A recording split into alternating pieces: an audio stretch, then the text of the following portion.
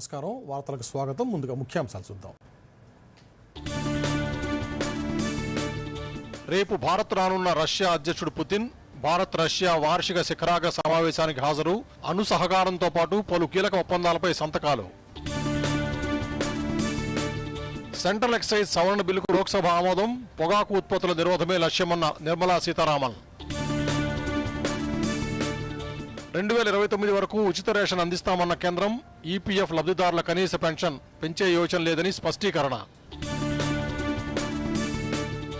Telangana rising summit కు ప్రధాని మోదీని ఆహ్వానించిన సీఎం రేవంత్ రెడ్డి, పలువురు కేంద్ర మంత్రులకు ఆహ్వాన పత్రికల అందజేత.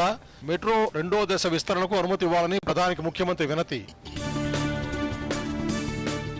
హిందూ దేవతలపై ముఖ్యమంత్రి చేసిన వ్యాఖ్యలను ఖండించిన బీజేపీ, బీఆర్ఎస్. గాంధీ భవన్ ముట్టడికి ఎత్తించిన బీజేపీ యువమోర్చా, తన వ్యాఖ్యలను బీజేపీ వివాదం చేస్తోందని ముఖ్యమంత్రి ఆక్షేపణ. పారిశ్రామికవేత్తలకు లబ్ధి చేకూర్చేలా హిల్ట్ పాలసీ ఉందన్న కిషన్ రెడ్డి, క్షేత్రస్థాయిలో పరిశీలించకుండానే జీవో తెచ్చారని విమర్శ. రాయ్పూర్ 2వ వన్డేలో కోహ్లీ, గైక్వాడ్ శతకాల మోత, భారీ స్కోరు లక్ష్య ఛేదనలో దక్షిణాఫ్రికా, మార్కం సెంచరీ. రష్యా అధ్యక్షుడు వ్లాదిమిర్ పుతిన్ రేపు భారత్ రానున్నారు. రష్యా ఉక్రెయిన్ యుద్ధం మొదలైన తర్వాత తొలిసారి భారత్ వస్తున్న పుతిన్ 2 రోజుల పాటు పర్యటిస్తారు. ప్రధానమంత్రి నరేంద్ర మోదీ ఆహ్వానం మేరకు వస్తున్న పుతిన్ 23వ భారత్ రష్యా వార్షిక శిఖరాగ్ర సమావేశంలో పాల్గొంటారు. 5న రాజ్ఘాట్ను సందర్శించి మహాత్మాగాంధీకి పుతిన్ నివాళులర్పిస్తారు. ఆ తర్వాత హైదరాబాద్ హౌస్లో ప్రధానమంత్రి నరేంద్ర మోదీతో పుతిన్ ద్వైపాక్షిక చర్చలు, ప్రతినిధుల స్థాయి చర్చలు జరుపుతారు. ఈ సందర్భంగా 2 దేశాల మధ్య భారత్తో పౌర అణు సహకార ఒప్పందంతో పాటు S-400 క్షిపణి వ్యవస్థలకు సంబంధించిన ఒప్పందంతో పాటు పలు రంగాలకు చెందిన కీలక ఒప్పందాలు కుదరనున్నాయి. భారత్ రష్యా బిజినెస్ ఫోరంలో ప్రధాని మోదీతో కలిసి పుతిన్ పాల్గొంటారు. రష్యా అధ్యక్షుడు గౌరవార్థం రాష్ట్రపతి విందు ఏర్పాటు చేసే దాంట్లో పుతిన్ పాల్గొంటారు. భారత్తో దౌత్య సంబంధాలు పెంచుకోవడమే కాక ఇరు దేశాల మధ్య సహకారాన్ని మరింత పెంపొందించుకోవడానికి రష్యా ఎదురుచూస్తోందని ఆ దేశ అధ్యక్షుడు పుతిన్ అన్నారు. ఆయిల్ పరిశ్రమలు, స్పేస్, వ్యవసాయం, టెక్నాలజీ వంటి రంగాల్లో ఉమ్మడి ప్రాజెక్టులు చేపట్టడమే ఇరు దేశాల లక్ష్యమని పేర్కొన్నారు. భారత్లో చివరిసారి పుతిన్ 2021లో పర్యటించారు.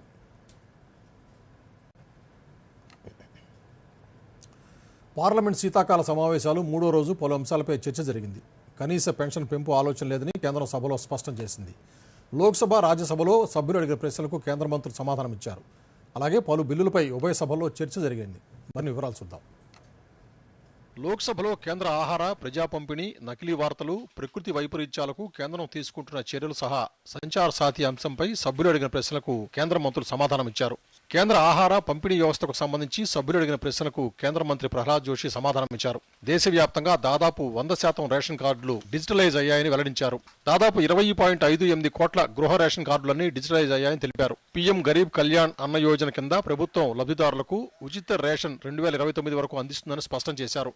सभी क्षेत्रों में हमारा नेटवर्किंग आज के दिन में परफेक्ट है. जहां भी अगर जरूरत है तो एफसीआई समय समय पर गोडाउन भी हायर करेगा और जो फेयर प्राइस शॉप अपॉइंटमेंट करना है, फेयर प्राइस पॉइंट को फेयर प्राइस शॉप को करना है, वो तो प्रदेश सरकार का काम है.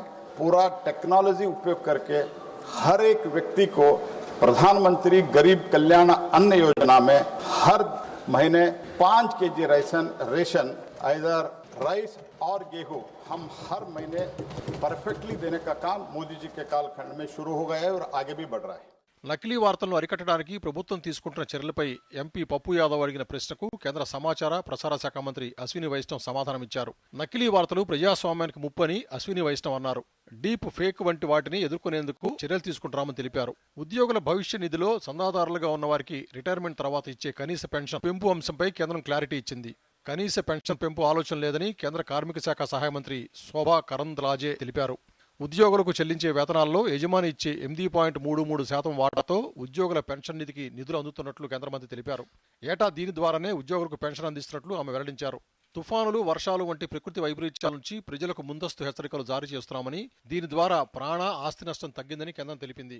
లోక్సభలో ఒక ప్రశ్నకు లిఖితపూర్వక సమాధానంగా కేంద్ర మంత్రి డాక్టర్ జితేంద్ర సింగ్ సమాధానమిచ్చారు. ఇటీవలే మిషన్ మౌసం అనే కొత్త పథకం ప్రారంభించామన్నారు. భారత్ ఫోర్కాస్టింగ్ సిస్టమ్ ద్వారా ముందస్తుగా వాతావరణ సూచనలు చేస్తున్నామని తెలిపారు. మోంతా తుఫాన్తో వరంగల్లో భారీ నష్టం వాటిల్లిందని కేంద్రం వెంటనే రిలీఫ్ ప్యాకేజ్ ప్రకటించాలని లోక్సభలో ఎంపీ కడియం కావ్య కోరారు. అలాగే రోడ్ల మరమ్మతు సహా ఇతర పునర్నిర్మాణాలకు అమృత్ 2.0 కింద స్పెషల్ సెంట్రల్ ఫండ్ విడుదల చేయాలని కోరారు.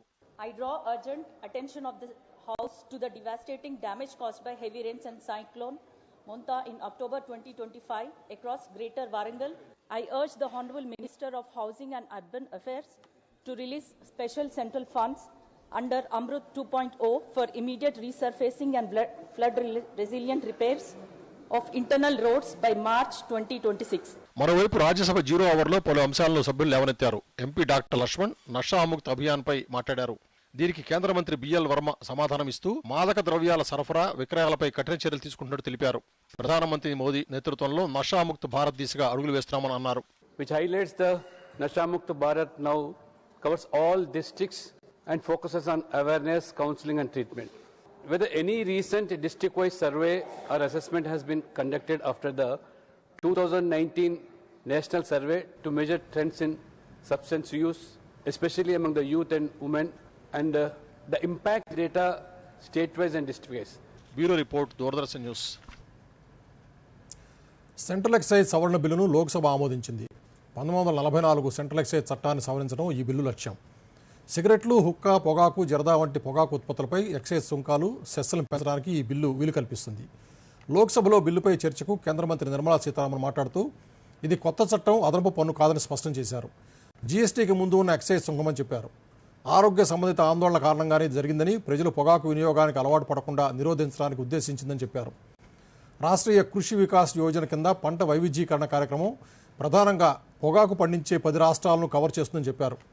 2018 నుంచి 22 మధ్య 1,12,000 ఎకరాల్లో పొగాకు సాగు నుంచి ఇతర పంటలకు మార్చబడిందని వెల్లడించారు. ఆయుష్మాన్ భారత్ ప్రధానమంత్రి జన్ ఆరోగ్య యోజన కింద 55 కోట్ల మంది లబ్ధిదారులకు ఆర్థిక రక్షణ కల్పించబడుతుందని నిర్మలా సీతారామన్ చెప్పారు.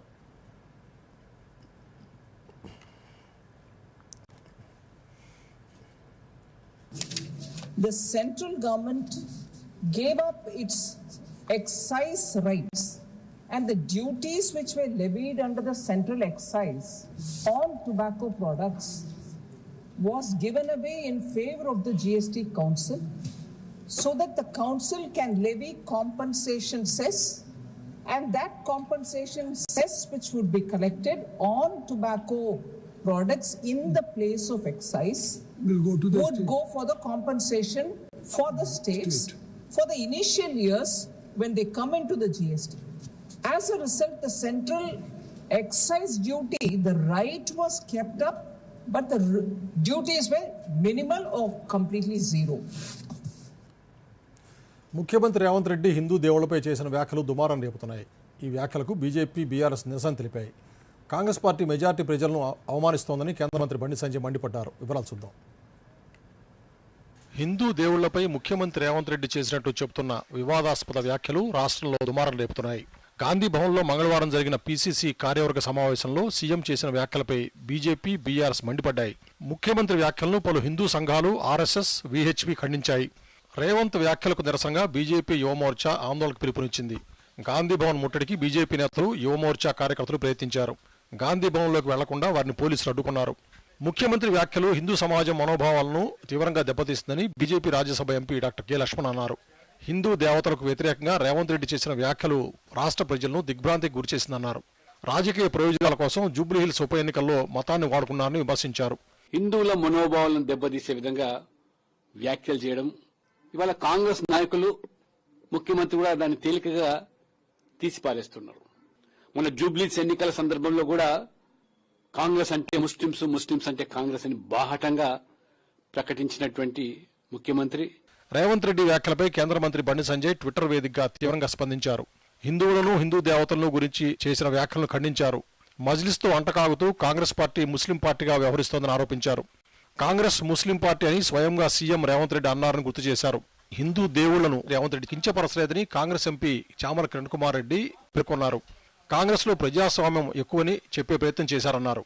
కులాన్ని, మతాన్ని ఇబ్బంది పెట్టే విధంగా సీఎం రేవంత్ రెడ్డి మాట్లాడలేదని చామల పేర్కొన్నారు. దీన్ని రాజకీయం చేయడానికి బీజేపీ, బీఆర్ఎస్ ప్రయత్నిస్తున్నాయని ఆగ్రహం వ్యక్తం చేశారు.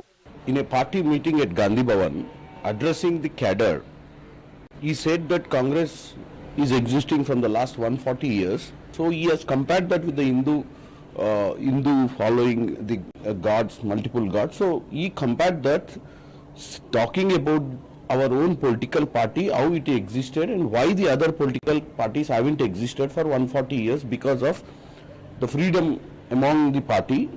తన వ్యాఖ్యలపై ముఖ్యమంత్రి రేవంత్ రెడ్డి స్పందించారు. డీసీసీ సమావేశంలో తాను చేసిన వ్యాఖ్యలను వక్రీకరించారన్నారు. పార్టీలో అంతర్గతంగా మాట్లాడిన వ్యాఖ్యలను ఎడిట్ చేసి ప్రచారం చేస్తున్నారని విపక్షాలపై మండిపడ్డారు. హిందూ సమాజం లాంటిదే కాంగ్రెస్ అని చెప్పానని వివరించారు. Bureau report, Doordarshan news. Majority వర్గాన్ని అవమానించడం కాంగ్రెస్కు అలవాటుగా మారిందని కేంద్ర మంత్రి ప్రహ్లాద్ జోషి ఆగ్రహం వ్యక్తం చేశారు. సీఎం రేవంత్ రెడ్డి హిందూ దేవుళ్లపై చేసిన వ్యాఖ్యలను ఖండించారు. రేవంత్ రెడ్డి గెలుపుకు ఒక వర్గమే ఓటు వేసిందా అని ప్రశ్నించారు. మెజారిటీ వర్గ ఆచారాలను విమర్శించడం కాంగ్రెస్ నేతలకు అలవాటైందని ఆరోపించారు. రేవంత్ వ్యాఖ్యలపై బీజేపీ ఎంపీ సంబిత్ పాత్ర కూడా తీవ్రంగా విమర్శించారు. తెలంగాణ సీఎం వ్యాఖ్యలు కాంగ్రెస్ పార్టీ మనస్తత్వానికి బయటపెడుతోందన్నారు.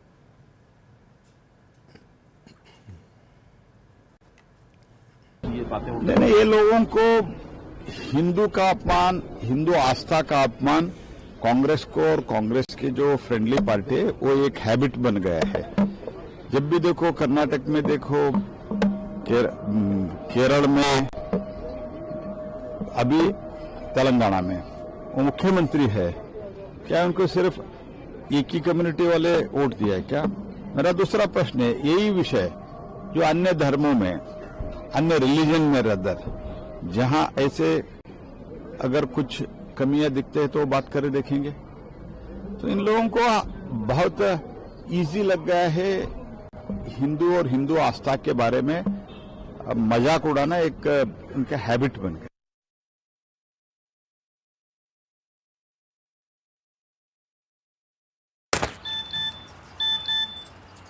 సర్దుబాటు అయింది. దేనికి? చిన్ని ఫీజుకి. చూపించు. 20,000 రూపాయల లోన్ వెంటనే ఎవరిస్తున్నారో తెలుసా? ఎంత వడ్డీనో తెలుసా? లోన్ నియంత్రిత సంస్థల నుండి తీసుకోవాలి. అవసరం ఎంతో అంతే తీసుకోవాలి. అది కూడా బాగా తెలుసుకొని సర్దుబాటయింది. జీతం అడ్వాన్స్ గా పంపాను. ఆర్బీఐ చెబుతుంది, సరైన ఆర్థిక వ్యవహారమే మిమ్మల్ని కాపాడుతుంది.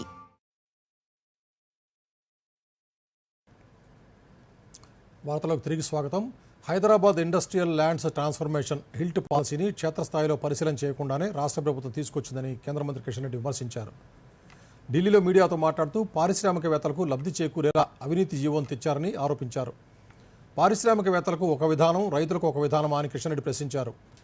రియల్ ఎస్టేట్ వ్యాపారులకు అనుకూలంగా హిల్ట్ పాలసీ ఉందన్నారు. హిందువులను, హిందూ దేవుళ్లను అవమానించే కార్యాచరణ కాంగ్రెస్ పెట్టుకుందని విమర్శించారు. సీఎం రేవంత్ రెడ్డి బేషరతుగా హిందూ సమాజానికి క్షమాపణ చెప్పాలని కేంద్ర మంత్రి కిషన్ రెడ్డి డిమాండ్ చేశారు. Hyderabad industrial land transformation policy పేరు మీద రేవంత్ రెడ్డి మరొక పెద్ద భూదందాకు తెరలేపడం జరిగింది. ఈరోజు ముఖ్యమంత్రి గారికి రాష్ట్ర ప్రయోజనాల కంటే తను ముఖ్యమంత్రిగా తన ప్రయోజనాల కోసమే ఆలోచన చేస్తా ఉన్నారు. హిందువులకు సంబంధించినటువంటి దేవులను అవహేళన చేస్తూ తెలంగాణ ముఖ్యమంత్రి రేవంత్ రెడ్డి అహంకారపూరితంగా మాట్లాడినటువంటి మాటలను నేను తీవ్రంగా ఖండిస్తా ఉన్నాను. ఢిల్లీ పర్యటన సందర్భంగా తెలంగాణ ముఖ్యమంత్రి రేవంత్ రెడ్డి, ఉప ముఖ్యమంత్రి భట్టి విక్రమార్క ప్రధాని నరేంద్ర మోదీతో భేటీ అయ్యారు. భారత్ ఫ్యూచర్ సిటీలో ఈ నెల 8, 9 తేదీలో నిర్వహించే తెలంగాణ రైజింగ్ గ్లోబల్ సమ్మిట్కు ప్రధాని మోదీని ఆహ్వానించారు. ఈ సందర్భంగా పలు అంశాలపై ప్రధాని మోదీకి సీఎం విజ్ఞప్తి చేశారు. హైదరాబాద్, బెంగళూరు, చెన్నై బుల్లెట్ రైలు ఇవ్వాలని కోరారు. హైదరాబాద్ మెట్రో రైలు 2వ దశ విస్తరణకు అనుమతి ఇవ్వాలని విజ్ఞప్తి చేశారు. రీజనల్ రింగ్ రోడ్ దక్షిణ ప్రాజెక్టుకు అనుమతులు, నిధులు ఇవ్వాలని అభ్యర్థించారు. కాగా పలువురు కేంద్ర మంత్రులతో పాటు లోక్సభలో ప్రతిపక్ష నేత రాహుల్ గాంధీ, ప్రియాంక గాంధీలను కలిసి సీఎం ఆహ్వానించారు.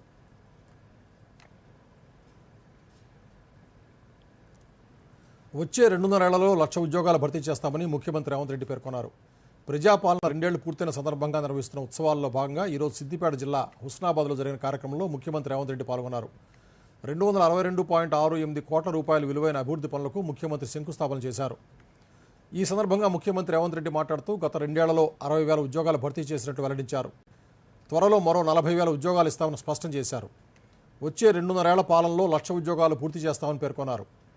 గౌరవెల్లి ప్రాజెక్టుకు ఎన్ని నిధులైనా ఇచ్చి పూర్తి చేస్తామని హామీ ఇచ్చారు.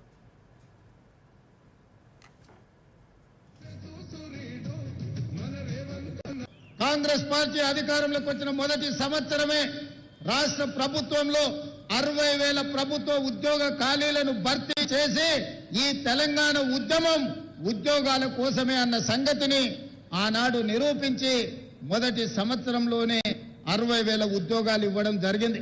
ఇప్పుడు ఇంకొక 40,000 ఉద్యోగాల కోసం ప్రణాళికలు రచిస్తున్నాం.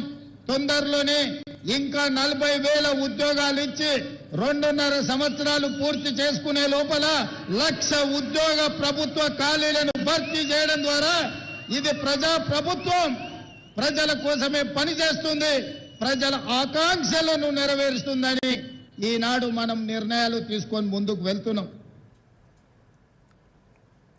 భూభారత్లో నియమ నిబంధనలు కఠినతరం చేశామని మంత్రి పొంగులేటి శ్రీనివాసరెడ్డి తెలిపారు. 2 ఏళ్ల రెవెన్యూ పాలనపై సచివాలయంలో మంత్రి వివరించారు. రెవెన్యూ శాఖలో తీసుకొచ్చిన సంస్కరణలు మార్పులతో ప్రజలకు ఎంతో మేలు జరుగుతోందన్నారు.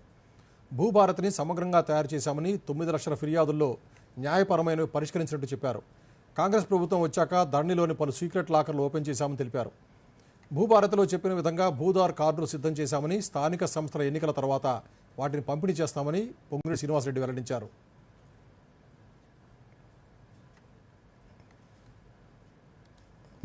సుమారు రాష్ట్ర వ్యాప్తంగా 9,25,000 అప్లికేషన్లు ఆనాటి ప్రభుత్వంలో వచ్చాయి. వాటిని కూడా ఈ భూభారత్లో మనం క్లియర్ చేస్తామనే ఆప్షన్ ఉంది. ఆనాటి ప్రభుత్వంలోనే ఆ భూభారత్ ఏదైతే సాదా బైనామాలకు సంబంధించింది కోర్టులో స్టే ఉంది, కోర్టులో స్టేని వేకేట్ చేపించాం. స్టేని వేకేట్ చేపించి వాటికి సంబంధించిన అప్లికేషన్లు అన్ని కూడా రాష్ట్ర వ్యాప్తంగా ఉన్న ఈ 9,25,000 అప్లికేషన్లకి అన్నిటికీ నోటీసులు ఇచ్చింది. అది కంప్లీట్ అయిపోయింది. వాటిని జస్టిఫికేషన్ వెరిఫై చేస్తున్నాం. ప్రభుత్వం దివ్యాంగులు, వయోవృద్ధులకు అందిస్తున్న సంక్షేమ పథకాలను సద్వినియోగం చేసుకోవాలని సూర్యాపేట జిల్లా మహిళా, శిశు, వికలాంగుల, వయోవృద్ధుల శాఖ అధికారి నరసింహ తెలిపారు. అంతర్జాతీయ దివ్యాంగుల దినోత్సవం సందర్భంగా సూర్యాపేట జిల్లాలో దివ్యాంగుల దినోత్సవ కార్యక్రమాన్ని నిర్వహించారు. నవంబర్ 29న నిర్వహించిన క్రీడల్లో ప్రతిభ కనపరిచిన దివ్యాంగులకు బహుమతులు అందజేశారు. వారిని రాష్ట్ర స్థాయిలో జరగనున్న క్రీడలకు పంపించనున్నట్టు తెలిపారు.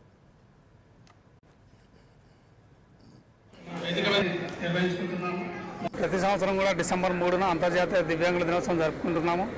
సంక్షేమ శాఖ ద్వారా మనం వారికి అనేక కార్యక్రమాలు ఏర్పాటు చేయడం జరుగుతుంది. వాళ్ళలో ఆత్మస్థైర్యం పెంపొందించడానికి జిల్లా స్థాయిలో అంతటా కూడా వారికి అవేర్నెస్ కార్యక్రమాలు ఏర్పాటు చేయడం జరుగుతూ ఉంది. వాళ్ళకి అన్ని కార్యక్రమాలు ఇంప్లిమెంట్ చేస్తూ ఉన్నాం. అదేవిధంగా ప్రభుత్వం ద్వారా అన్ని సౌకర్యాలు వాళ్ళు వినియోగించుకోవాలని, వాళ్ళలో ఆత్మస్థైర్యం పెంపొందించే విధంగా వారు వైకల్యం అనేది శరీరాన్ని మాత్రమే కానీ మనసుకు కాదని వాళ్ళలో ఆత్మస్థైర్యం పెంచి వాళ్ళు ఉన్నత స్థాయికి ఎదగాలని వారికి తెలియజేస్తూ ఈ యొక్క కార్యక్రమాన్ని నిర్వహించడం జరుగుతుంది. పెద్దపల్లి జిల్లా గోదావరి ఖనిలో మనో చైతన్య మానసిక దివ్యాంగుల వృత్తి శిక్షణ ఉపాధి కేంద్రం వివిధ రకాల పనులలో శిక్షణిస్తూ ఉపాధి కల్పిస్తోంది. ఈ కేంద్రాన్ని 1999లో ప్రారంభించారు. ప్రస్తుతం ఈ కేంద్రంలో 150 మంది దివ్యాంగులు కవర్లు, నోట్బుక్స్, ఫైల్స్, ప్యాడ్స్, స్వీట్ బాక్సులు, గ్రీటింగ్ కార్డులు, ఎంబ్రాయిడరీ వర్క్తో ఉపాధి పొందుతున్నారు. దివ్యాంగులు తయారు చేసిన సామాగ్రిని సింగరేణి యాజమాన్యంతో పాటు జిల్లా కలెక్టర్ కార్యాలయం కొనుగోలు చేస్తోందని కేంద్రం శిక్షకురాలు మాలతి తెలిపారు.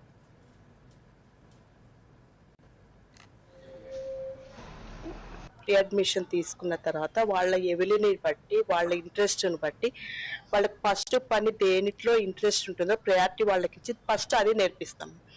అది నేర్పించిన తర్వాత అదర్ వర్క్కి ఇంకా వేరే వర్క్కి ప్రోత్సాహం ఇచ్చి వాళ్ళకి వర్క్ నేర్పించిన వాళ్ళ వర్క్లో ఇంప్రూవ్మెంట్ అయిన తర్వాత వాళ్ళకి స్టైపెండ్ లాగా శాలరీ, మంత్లీ శాలరీ లాగా వాళ్ళకి మేము పే చేస్తూ ఉంటాం అన్నట్టు. దాన్ని బట్టి ఇంకా వాళ్ళకి ఉత్సాహం, ఇంకా ఐటమ్స్ కొత్త కొత్త ప్రొడక్షన్స్ వస్తూ ఉంటే వాళ్ళకి ట్రైనింగ్ ఇస్తుంది. మెయిన్ ప్రజెంట్ అయితే మేము సింగరేణికి సప్లై చేస్తున్నాం.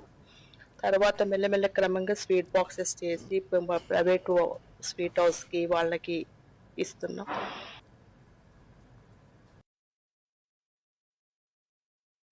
త్వరగా కానీ గురు, ప్లీజ్ త్వరగా. ఇంకో మ్యాచ్ ఏదైనా ఉందా? అలాంటిదే అనుకో గురు, బ్యాంక్ వెళ్ళాలి తాతగారిని తీసుకుని. అవును కదా, వయసు అయిపోయినప్పుడు అప్పుడప్పుడు సహాయం కావాలి మరి. కానీ బ్యాంకింగ్ కి కాదు. అయినా గానీ ఆర్బీఐ ఉంటుంది, సీనియర్ సిటిజన్స్ అందరికంటే ముందని. మీరు 70 ఏళ్లు నిండిన వారైనా, మీరు బ్యాంకుకి వెళ్ళలేకపోయినా బ్యాంకు మీ దగ్గరికి వస్తుంది అవసరమైన సేవలతో, అది యోగ్యమైన ధరలకి. సీనియర్ అందరికన్నా ముందు. ఆర్బీఐ అంటుంది విషయాలు తెలుసుకోండి, జాగరూకంగా ఉండండి.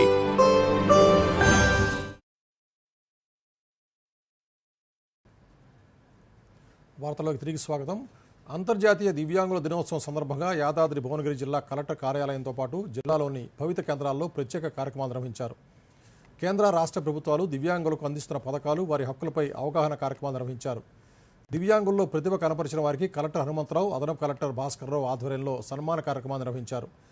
ఈ సందర్భంగా జిల్లా మహిళా, శిశు, వికలాంగుల, వృద్ధుల సంక్షేమ శాఖ అధికారి నరసింహారావు మాట్లాడుతూ కేంద్ర రాష్ట్ర ప్రభుత్వాలు దివ్యాంగులకు ఎన్నో సంక్షేమ పథకాలు అందిస్తున్నాయని తెలిపారు.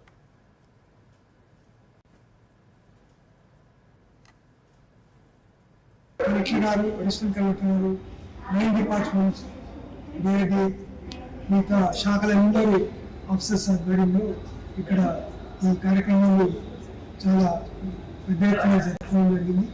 వికలాంగులకు మన డిపార్ట్మెంట్ తరఫున అన్ని వేళలా సహకారం అందిస్తూ 9 డిపార్ట్మెంట్స్ కోఆర్డినేట్ చేస్తూ బ్యాంక్ అండ్ అదర్ డిపార్ట్మెంట్స్లో వచ్చే సేవలు ఏవైతే ఇవన్నీ పొందే విధంగా ఈ జిల్లా నుండి వారికి అందే విధంగా మనం రెగ్యులర్గా చర్యలు తీసుకోవడం జరుగుతాం.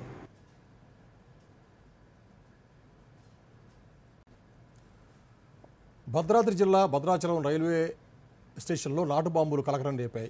ఓ బాంబును కొరికిన వీధి కుక్క పేలుడు దాటికి మృతి చెందింది. సంఘటన స్థలానికి చేరుకున్న రైల్వే స్థానిక పోలీసులు దర్యాప్తు చేపట్టారు.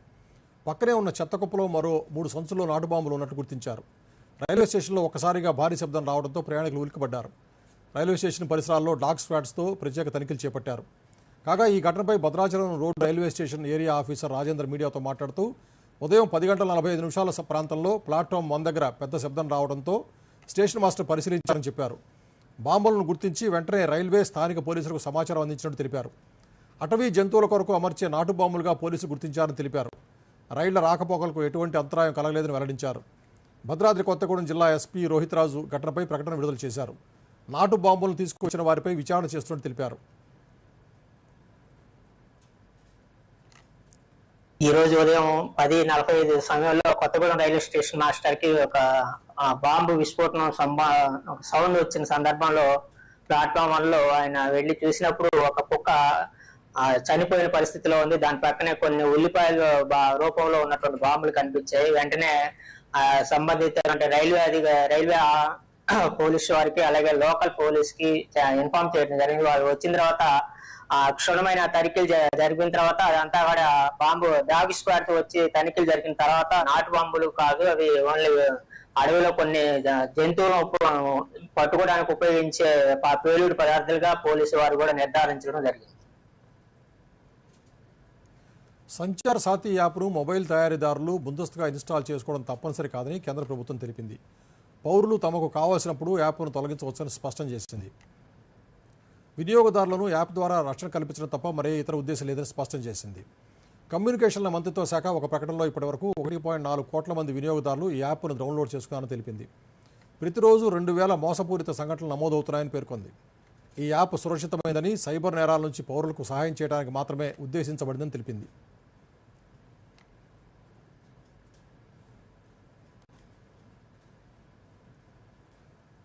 కేంద్ర ప్రభుత్వం చేపట్టిన ఆపరేషన్ కగార్తో మావోయిస్టులకు భారీ ఎదురుదెబ్బలు తగులుతున్నాయి. తాజాగా ఛత్తీస్గఢ్లోని దంతెవాడ, బీజాపూర్ సరిహద్దులో జరిగిన ఎదురుకాల్పుల్లో 12 మంది మావోయిస్టులు, 3 జవాన్లు మృతి చెందారు. భద్రతా బలగాలు కూంబింగ్ నిర్వహిస్తూ ఉండగా వారికి మావోయిస్టులు ఎదురుపడినట్లు బస్తర్ రేంజ్ ఐజీ సుందర్రాజ్ చెప్పారు. ఘటనా స్థలంలో పెద్ద ఎత్తున ఆయుధాలను స్వాధీనం చేసుకున్నామని తెలిపారు. కాగా మరణించిన మావోయిస్టుల వివరాలు తెలియాల్సి ఉంది.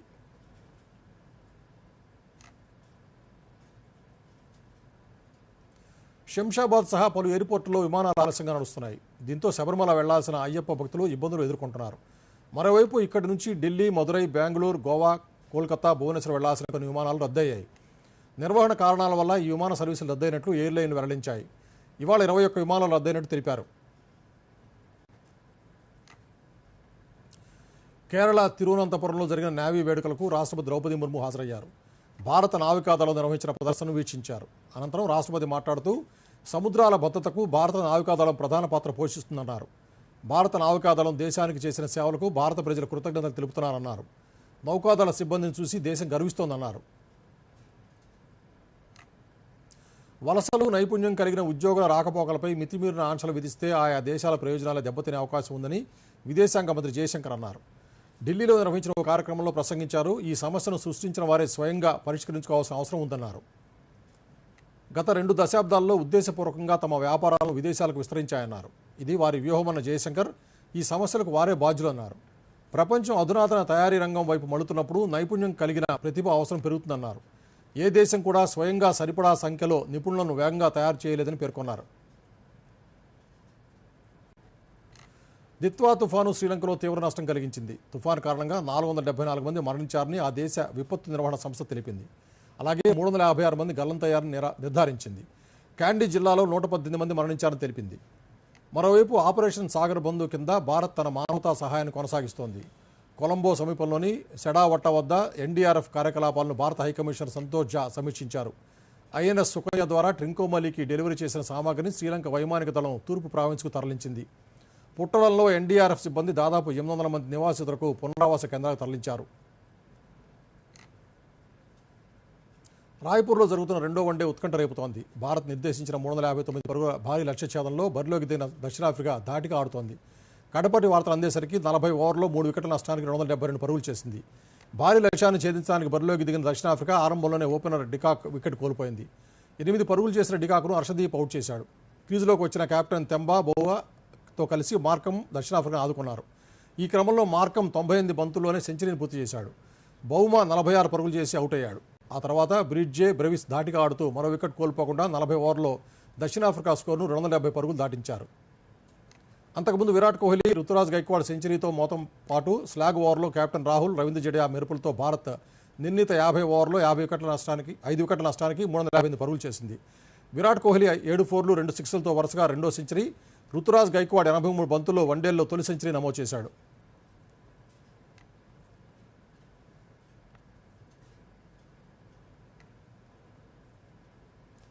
దూరదర్శన్ యాదగిరి హైదరాబాద్ ప్రాంతీయ వార్తా విభాగంలో క్యాజువల్ పద్ధతిని పనిచేసేందుకు ప్రసార భారతి నోటిఫికేషన్ జారీ చేసింది. Assistant news editor Telugu Urdu, copy editor Telugu Urdu, assistant website editor Telugu Urdu, video editor Telugu Urdu, broadcast assistants, news reader, anchor Telugu Urdu కేటగిరీలో అసైన్మెంట్ ప్రాతిపదికన పనిచేసేందుకు ఆసక్తి ఉన్నవారు దరఖాస్తు చేసుకోవచ్చు. నోటిఫికేషన్ పూర్తి వివరాలకు ప్రసార భారతి వెబ్సైట్ సందర్శించవచ్చు. దరఖాస్తు చేసుకోవడానికి ఆఖరి తేదీ డిసెంబర్ 15వ తేదీ. భారత నౌకాదళం దినోత్సవం సందర్భంగా రేపు ఉదయం 8:30 సముద్ర శక్తి భారత నౌకాదశం శీర్షికన స్పాట్లైట్ కార్యక్రమంలో దూరదర్శన్ యాదగిరిలో ప్రత్యక్ష ప్రసారం అవుతుంది.